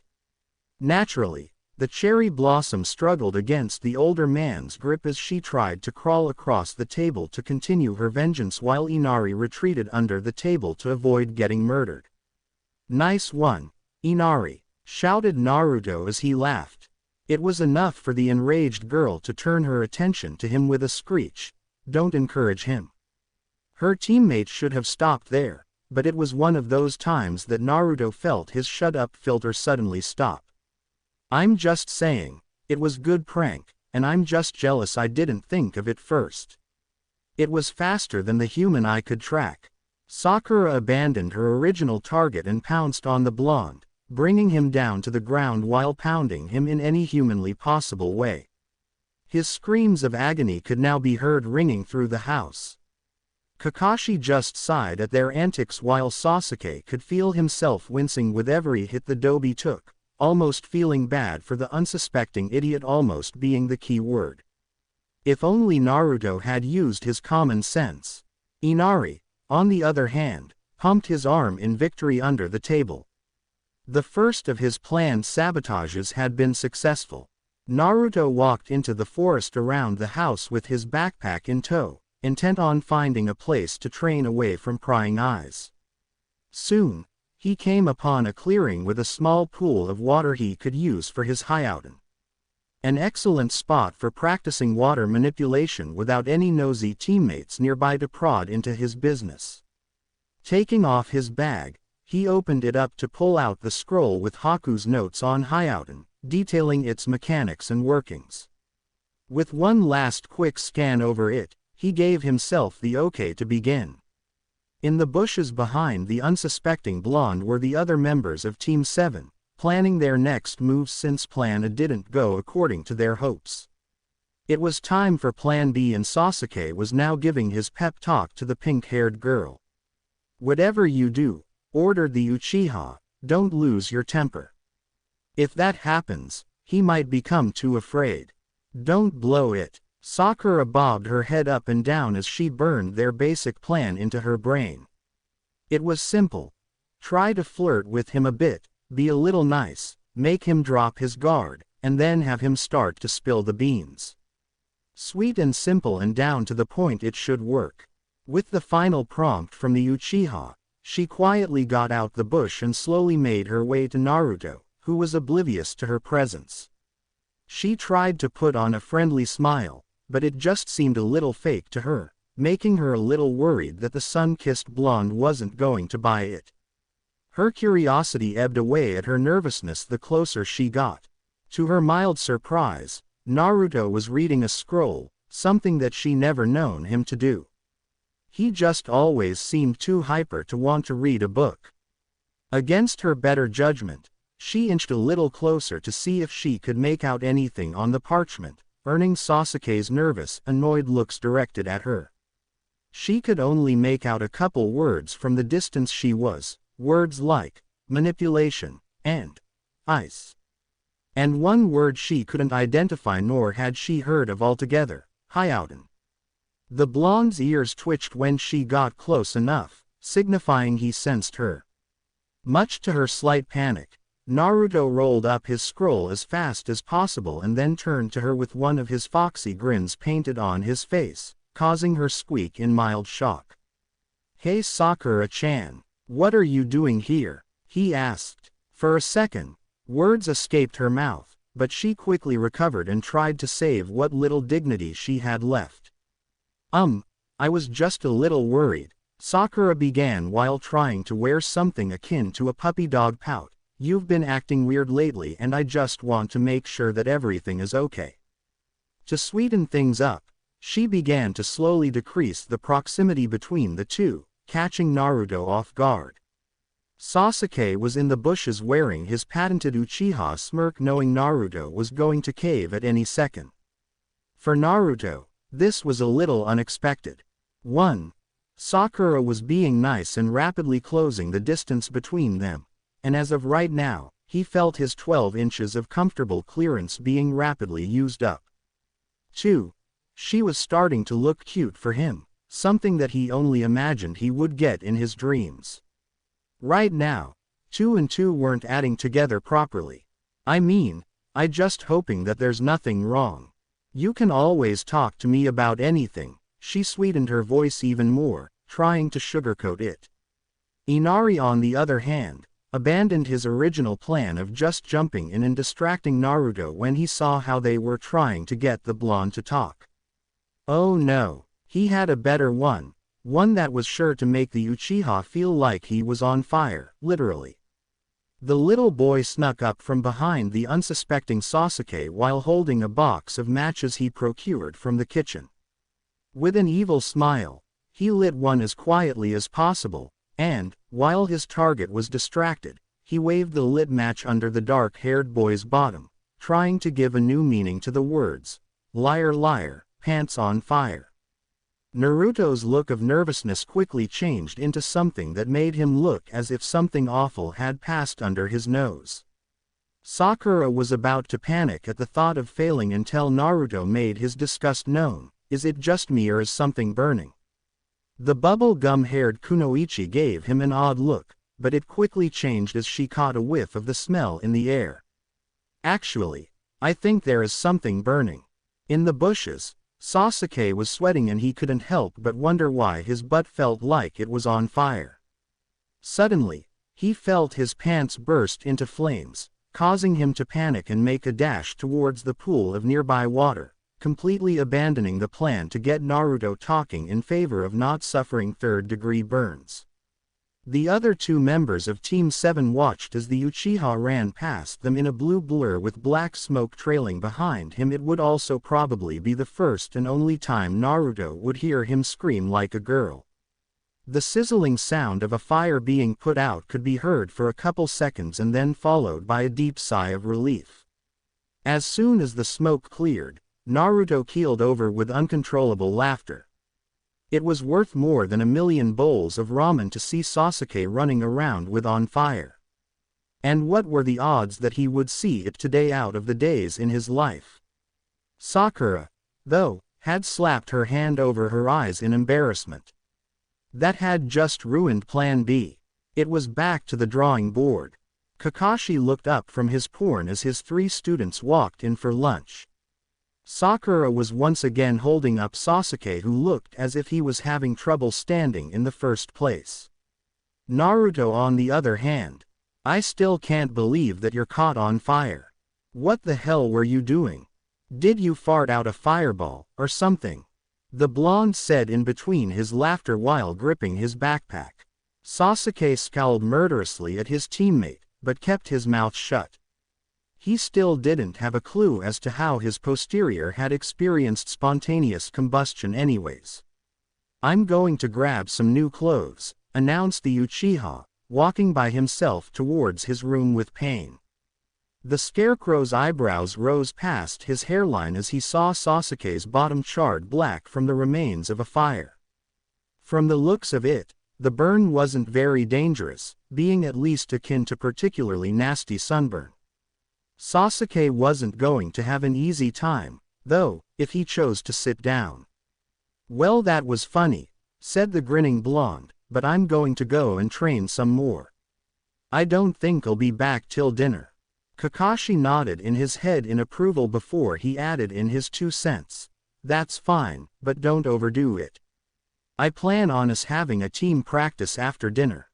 Got it, Naruto shouted with a mock salute. With those parting words, the hyperactive knucklehead of Team 7 dashed towards the forest with his backpack swaying as he ran. Sakura sighed as she walked upstairs, looking for her partner in crime to relay what she had seen from Naruto's scroll.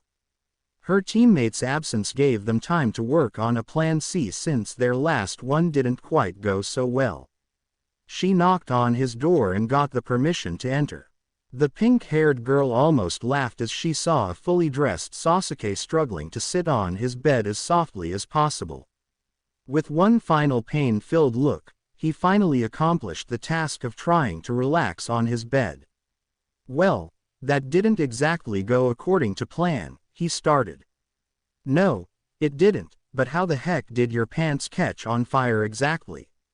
Sakura asked. Sasuke just shrugged his shoulders, still not quite able to pin the identity of the culprit. It couldn't have been Naruto, he was watching him the whole time. If it was him, then he had to admit that the blonde truly had the greatest prank skills on the planet. But hell would freeze over before he said that out loud. Anyways, I did catch a little bit of what Naruto was reading, the cherry blossom mentioned. This had immediately caught the Uchiha's attention. Naruto wasn't one to read, or to pick up a book at all, but for the blonde to sit down and actually read something was like Sasuke dancing in a pink tutu. Those kinds of things just don't happen, but the impossible did occur and Naruto remained calm enough to actually skim over a scroll. What did it say? Asked the ebony-haired boy, not bothering to keep the curiosity out of his voice. I could only catch a couple words. I think they were manipulation and ice. There was this one word though, she thought as she put her finger up to her chin. Well, he asked impatiently. Hyouden. Yeah, that's the word. She announced. Ice release, thought the Uchiha skeptically. That had to be a joke. No shinobi could just create ice, it was impossible. A ninja could only work with the 5 basic elements. Then he remembered his battle with Haku.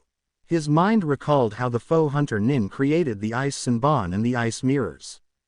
He also remembered the brief mention of the word Hyouden during the intense battle, but it wasn't explained any further.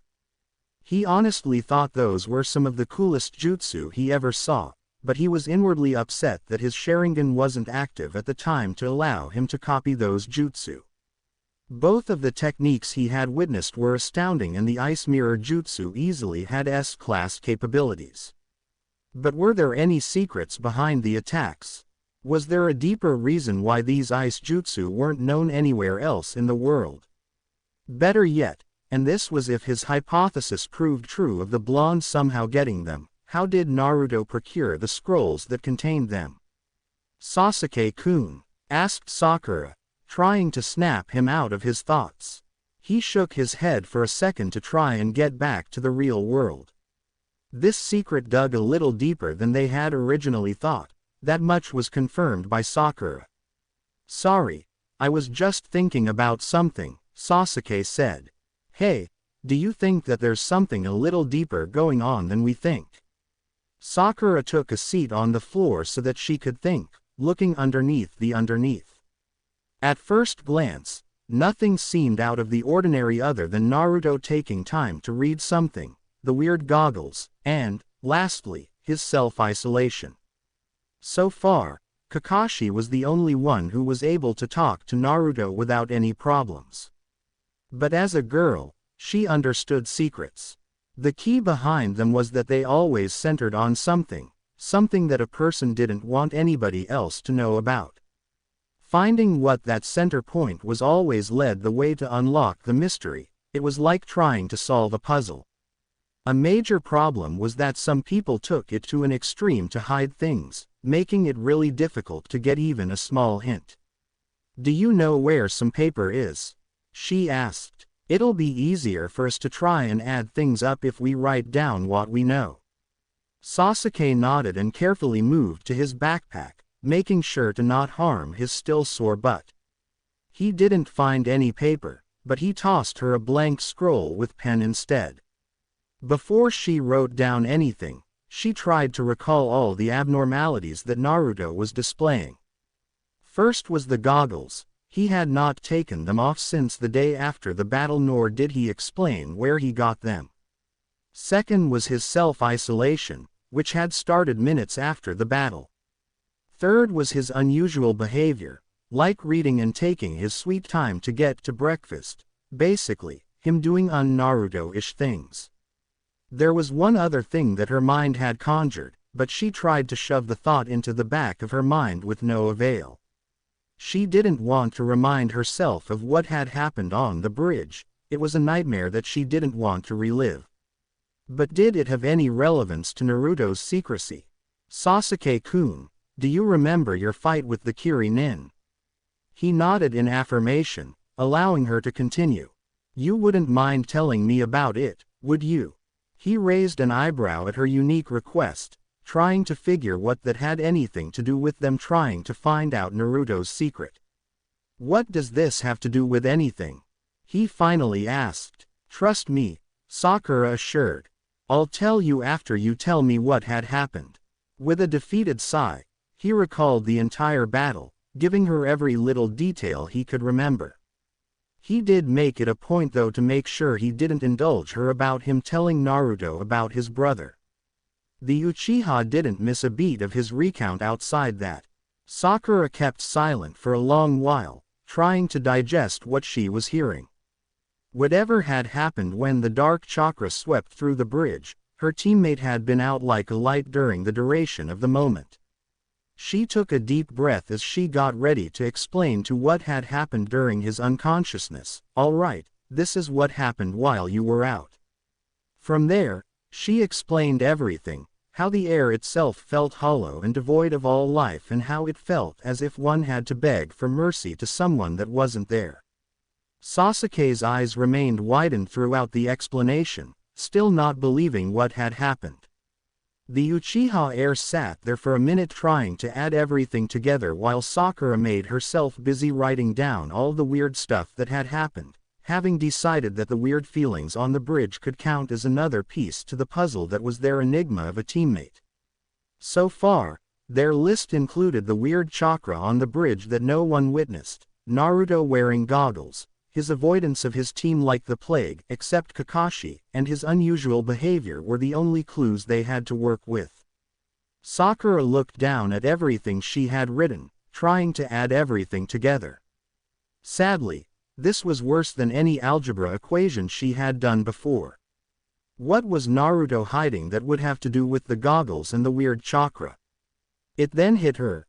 It was something that could come out of the left field, but it was still a very real possibility. Sasuke-kun, this is a long shot, but I have an idea that would explain some things, she said nervously. He looked up from his ponderings, impatiently waiting for what she had to say. Well, what is it? She gulped as she readied to explain. Is it possible that Naruto could have developed a bloodline limit of some kind, a Dojutsu to be precise? I mean, That would explain a lot about the goggles and the weird chakra. Sasuke felt his eyes widen in surprise at what she suggested. It wasn't possible that the Dobi could all suddenly develop something out of nowhere, it had to be. He wanted to be the only one on the team to have a limit, but if Naruto had one, it gave him a leg up, something he absolutely did not want. But as it pained him to say, it made sense. It did explain everything, but if the blonde did have something, what kind of limit was it? We need to get those goggles off, he decided aloud.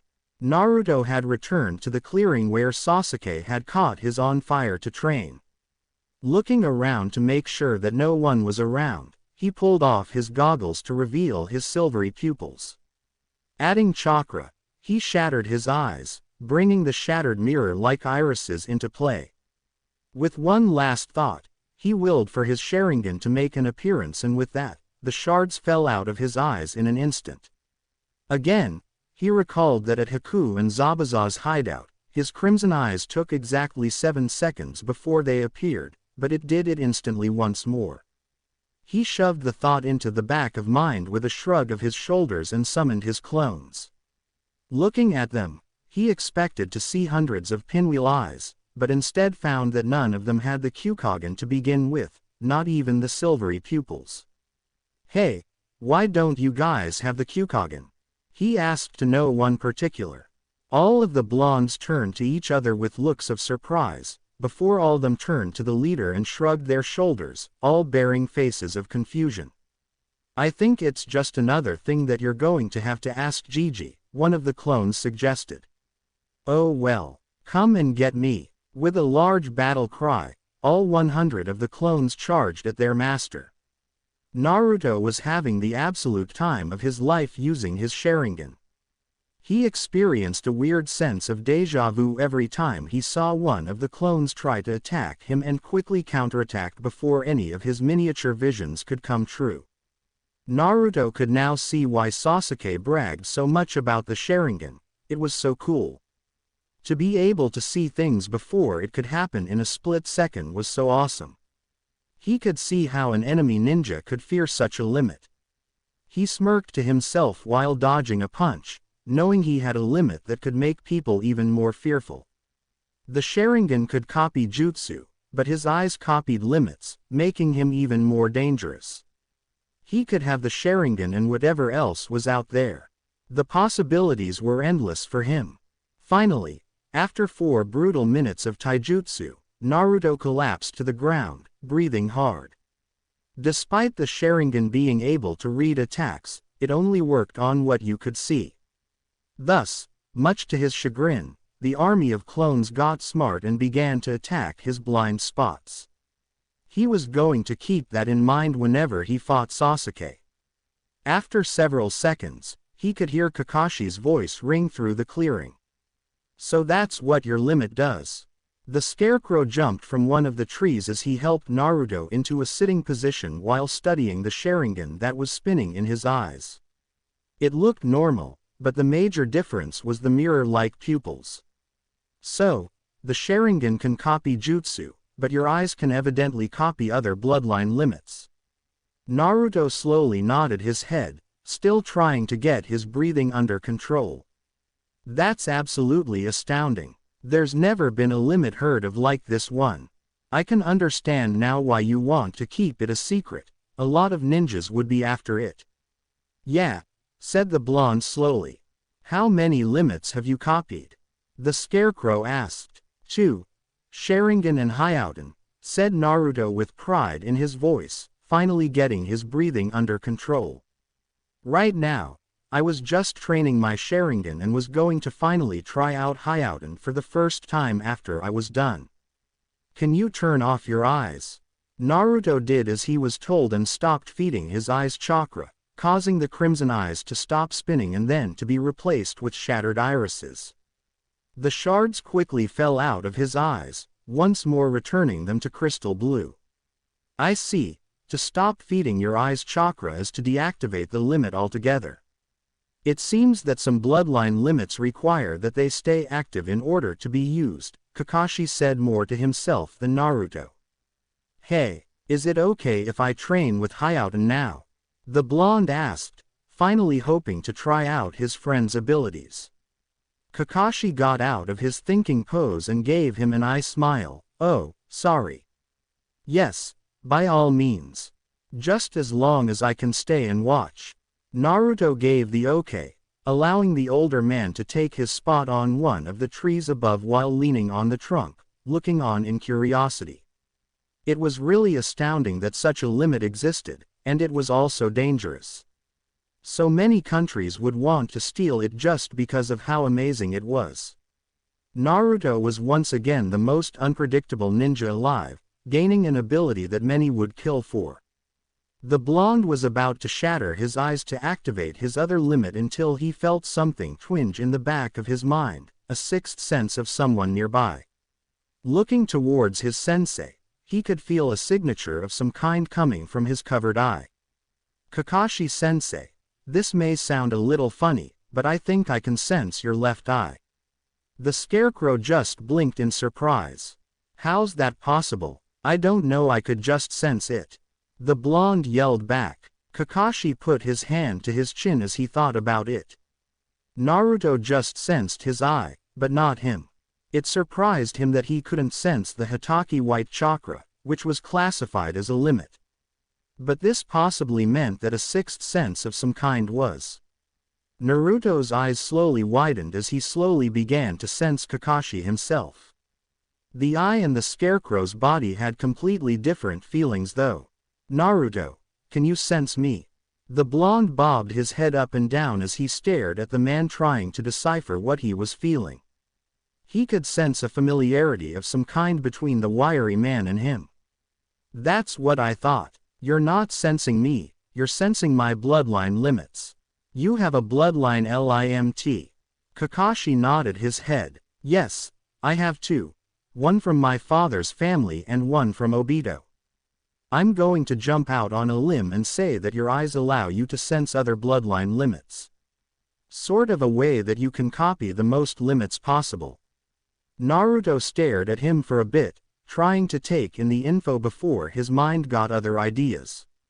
Would I be able to copy yours?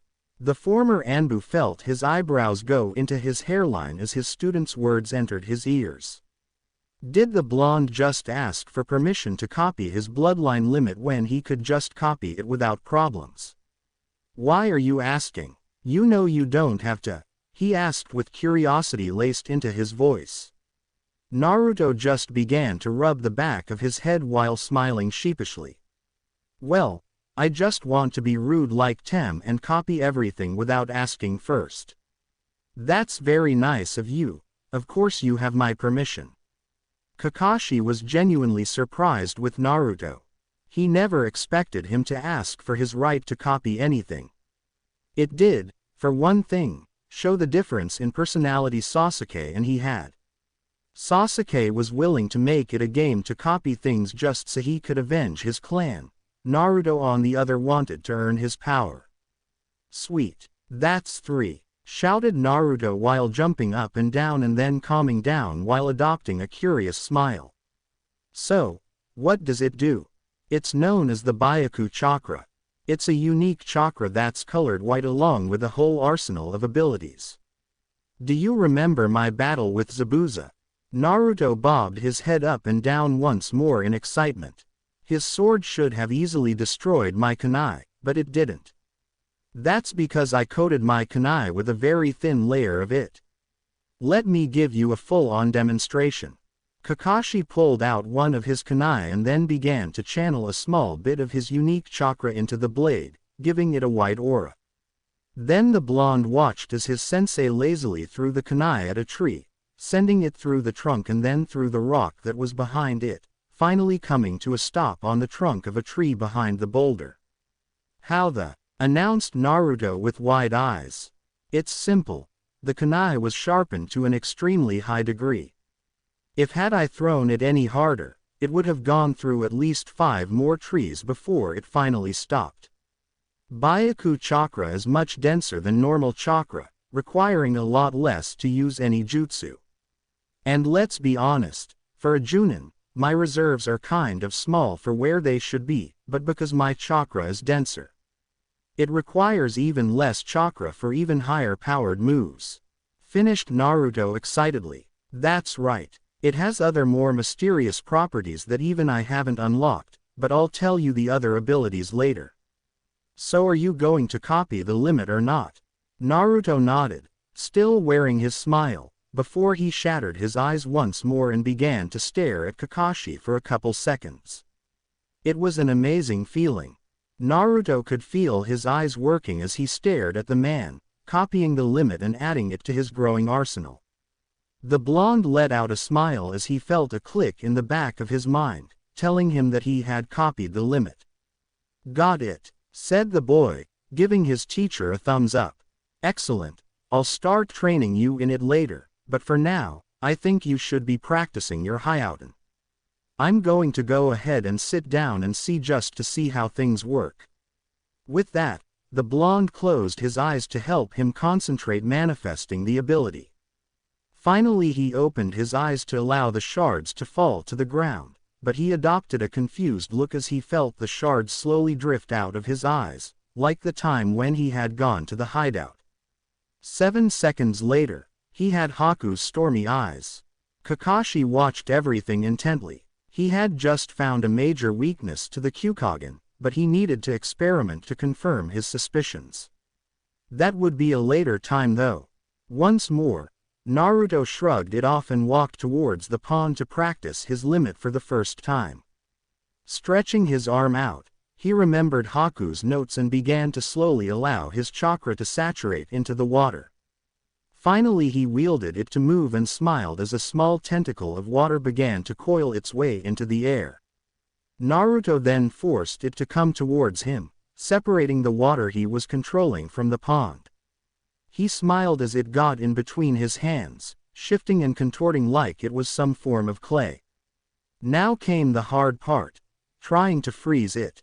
His memory recalled from the scroll that Hyouten was the mixing of wind and water chakra, but he had absolutely no idea on how to manipulate elemental chakra. With a grimace, he just settled with himself to shove more chakra into the water, causing it to explode into his face, thoroughly soaking him. Kakashi snickered, earning a yell from the blonde. It's not funny. It was from my vantage point. Anyways, if this is an elemental bloodline limit, explained Kakashi, then it's just a matter of combining the two chakras. It's not as easy as it looks, mumbled the blonde. You're right, it is one of the most difficult forms of training out there, but for people with elemental chakra manipulations, such as Hyouten or Mokuden, it should come natural to you. It's just the matter of splitting the chakra and then recombining it out of the body. Try again, but this time split the chakra into two. Naruto scowled but complied. Once more, he willed some of the water to his palms and began concentrating on splitting the chakra like his sensei told him to. When he did, he felt his eyes widen a bit. The chakras both had a very different feel to them. He could feel the water chakra inside the liquid he was contorting and the wind chakra on the outside in the air. With a shove, he put the wind chakra into the water, causing it to freeze into a perfectly round sphere. He smiled as he held it in the air, having just mastered the basics of the limit. Yahoo! Naruto was about to leap in the air for joy, but his lack of concentration caused the ice ball to obey the laws of gravity. It fell to the ground, right on top of Naruto's foot. The blonde boy let out a loud yell as he began to hop on one foot while trying to cradle the appendage. Kakashi naturally let out some laughter as he watched his student hop on one foot while cussing the air blue with words that would have had a boat full of sailors blush in embarrassment. If only he had a camera. The Junin cut his laughter short to see that the sun was 3/4 of the way through the sky, signifying that it was dinner time. Turning to Naruto, he told him his observations. Naruto, I think it's time for dinner, but before we go to the house, do you mind if I test something with your eyes? The blonde stopped dancing on one foot and looked towards his sensei. No problem, but what do you want me to do? Oh, it's simple really. Just use the Sharingan again. Naruto nodded and shattered his eyes, once more turning his irises into the shattered mirrors. Like last time, he willed that his eyes change, but to Kakashi's and Naruto's surprise, the shards fell out of his eyes, glistening like a snowfall in the sunlight, not all at once like usual. 16 seconds later, the Sharingan was spinning in his eyes. What the hell? Naruto was cut off as Kakashi voiced his observations. That's what I thought. It seems we have found a major weakness to the Kyukagen.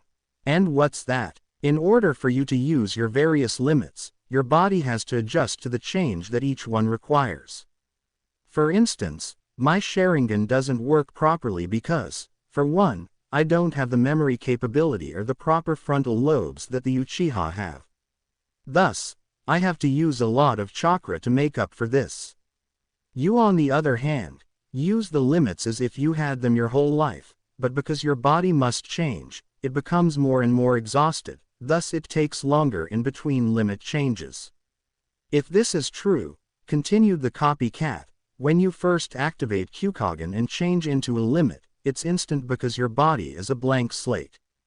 After that, you get one instant change into another limit, but even further after that, it starts with 7 seconds from what I've seen and then jumps to 16 seconds. I imagine that after that it would be somewhere past 30 seconds for a fourth change. This can be dangerous. Keep that in mind because in the world of shinobi, a couple seconds could easily be the difference between life and death. When in battle, make sure to change as few limits as possible. Suggestively, find at least 3 limits for possible situations and stick with them, but change as little as possible. Okay, started Naruto, still trying to grasp what he was hearing. That's all and good, but how do I restart the time thingy? Rest, obviously, answered Kakashi with a shrug. It's probably very hard on the body to all of a sudden change your anatomy. Now that I clarified this, we should head to dinner before everyone gets curious.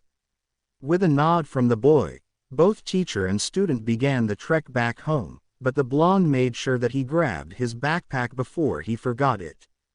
You two are late, was the response of Sakura as the goggle-wearing Naruto and the ever-tardy Kakashi stepped into the house.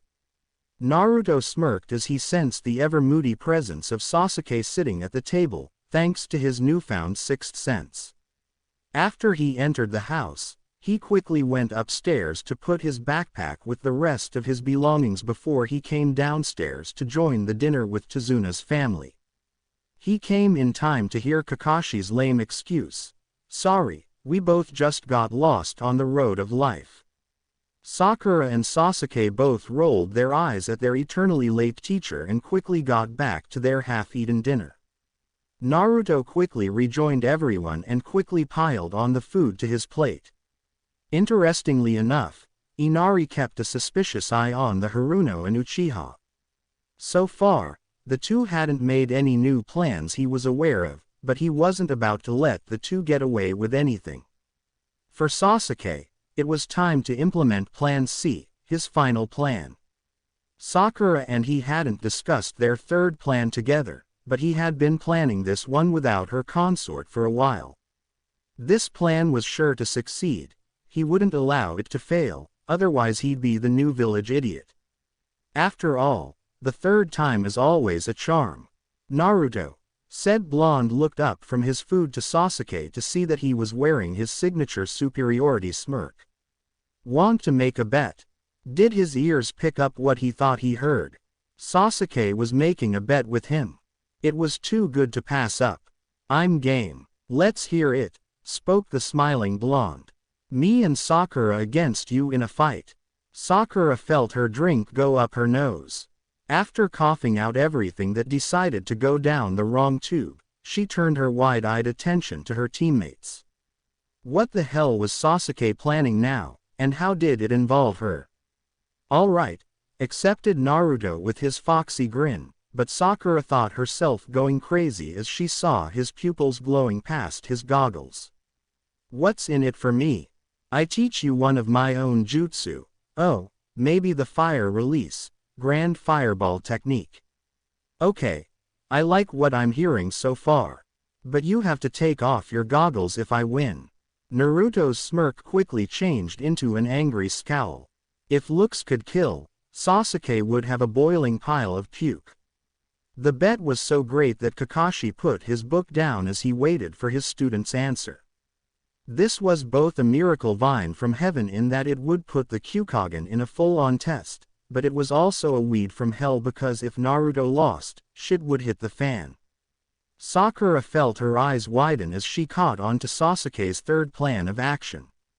He was willing to gamble and attack Naruto's pride to get him to reveal something. It was genius, but she doubted that her blonde teammate would even come close to winning due Sasuke's Sharingan. But to both Sakura and Sasuke, this proved that Naruto was hiding something under those goggles.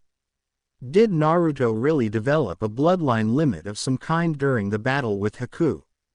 Naruto was also weighing the odds. He had 3 limits at his disposal, 2 of which he had yet to fully master. And it was 2 against 1, but he accounted for Sakura's lack of any truly nasty jutsu. The odds at the moment were being balanced on a scale. The fire jutsu, even though it was cool, didn't really matter to him. What really mattered was the ability to smother Sasuke's face with dirt, and he wouldn't hold back just because Sakura was on his side either. All was fair in love and war. When and where? Prick. Naruto asked, holding a look that meant business. Sakura felt her eyes widen as she heard Naruto take the bait. Kakashi, on the other hand, just sighed. He once more found himself cursing his student's competitiveness. Sasuke continued smirking as he felt his plan working.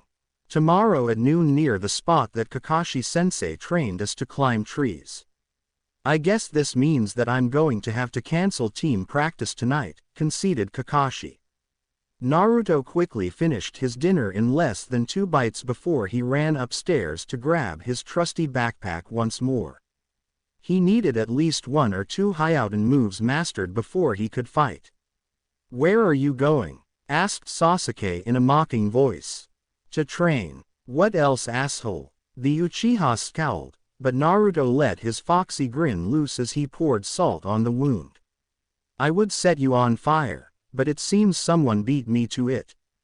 Sasuke's scowl quickly became an angry grimace as he saw the blonde leave but did nothing to stop him. Payback would come when he stuck the blonde into the dirt in the fight tomorrow. Sasuke-kun, the aforementioned boy turned towards a nervous-looking Sakura. You wouldn't mind training me a bit tonight, would you? The ebony-haired boy nodded his head in approval. Right now, she needed to get stronger, or otherwise she was just going to be a hazard on the field. Kakashi did count the rivalry that his students had as a mixed blessing as he watched the exchanges they had. It made sure that they got stronger quickly, but it sure was annoying as hell. He just hoped that Naruto could keep up because he knew that Sakura was going to pack some firepower when Sasuke was done with her. Inari was as pissed as a rattled hornet's nest. He knew what the Uchiha's plan was, but he couldn't interfere this time because his older brother figure had wanted it. All he could settle for was to watch and hope that Naruto won. Kakashi sighed once more as he dismissed himself from dinner to head up to the roof for thinking. He had a lot to go over. At the clearing that Naruto situated himself in, a grin that threatened to split his face in half was painted across the front of his head as he looked at an open scroll. It was the Hyouden scroll, and the first move he was looking at was awesome. It was called Ice Release, Frostbite, and it was badass.